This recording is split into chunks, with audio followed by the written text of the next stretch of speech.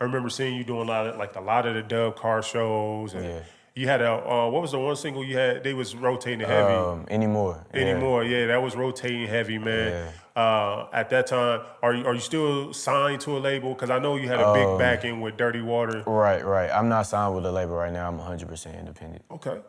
So what made that dissolve? Like, what made you decide to not do the label anymore? I mean, I just feel like I was in an environment where it was just like a lot of people didn't know what they were doing at the time. And it was just, I just wasn't happy in the situation that I was in. So it was just, I kind of had to kind of loosen my way out of it. So let's start back from the beginning. Okay. How did you get? So what made you decide to go with Dirty Water? How was you approach it? Felt like that was a good venture. All right, so I had a mixtape that I dropped in 2014. It had Any More on it, and it really just didn't catch heat yet like that.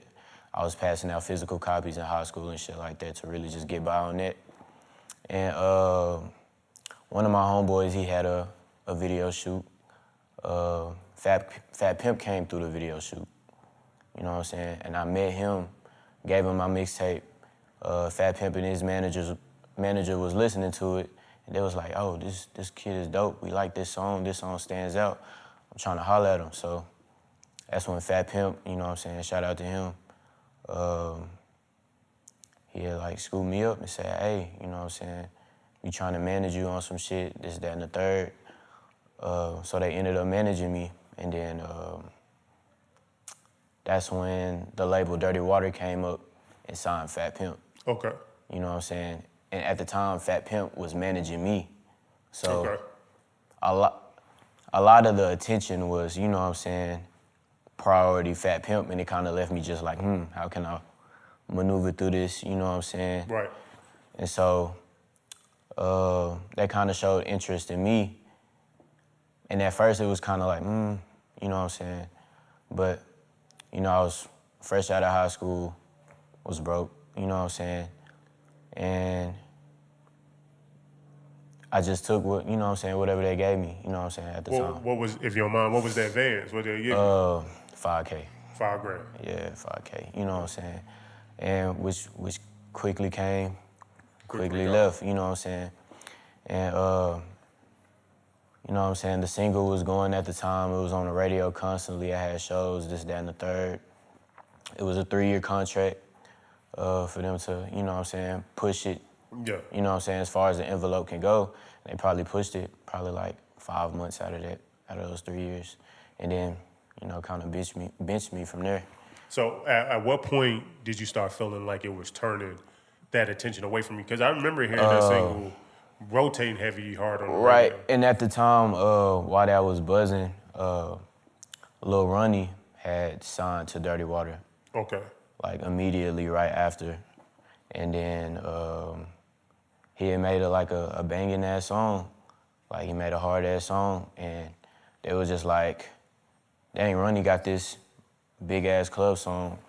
We're gonna take the attention off of you for a while and go like straight to him. So they stopped my whole campaign.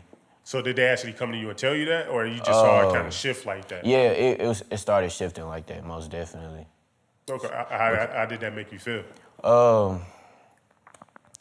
mean, shit, like, I mean, it was pretty hard trying to, you know what I'm saying, like, because I had a lot of buzz. I had you know what I'm saying, a fan base growing. Absolutely. And then, you know, once all of that stopped, I kind of just seen it just really depleting in a way. And I was just, at first, I was really just like really damn, I was really like pressed about it, like, damn, what the fuck I'm gonna do? Yeah. I don't really have anything behind me, you know what I'm saying?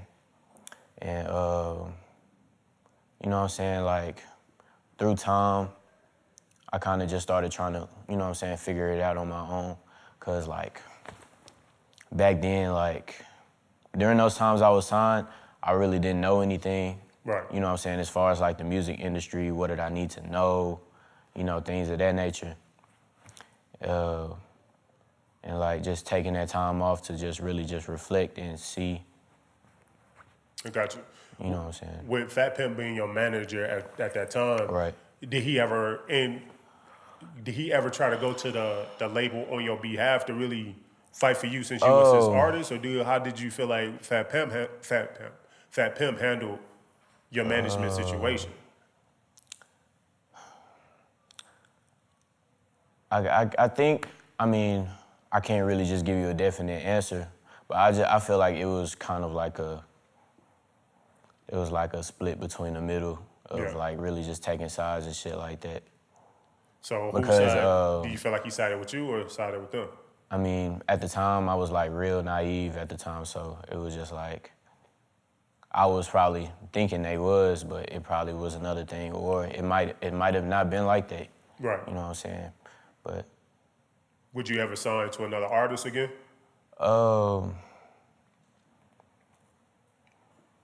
Probably not. You know what I'm saying? It depends on the situation. Gotcha. So with Dirty Water, you start to see like the attention start to go in on like, Lil Ronnie had a banger going on at that moment. How was it that you were able to get out of your contract? Like, did you ever go voice yourself to try to push for yourself to get more attention? Like, yo, I want to keep this momentum going. I want to shoot videos. Like, did they completely shelve you? Or yeah, it was kind of like completely shelved, you know what I'm saying? It was kind of like to where it was like a moment of sitting and letting it like wait out. You know what I'm saying? Because I think the contract ended, it was a year ago, I think. Okay. Like a year ago in November. So what's the biggest lesson you felt like you learned from that situation? Always read the paperwork, the most important thing.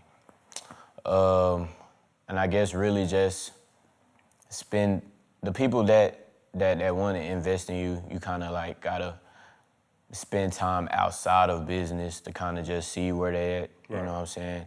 Where their real intentions are, Got you.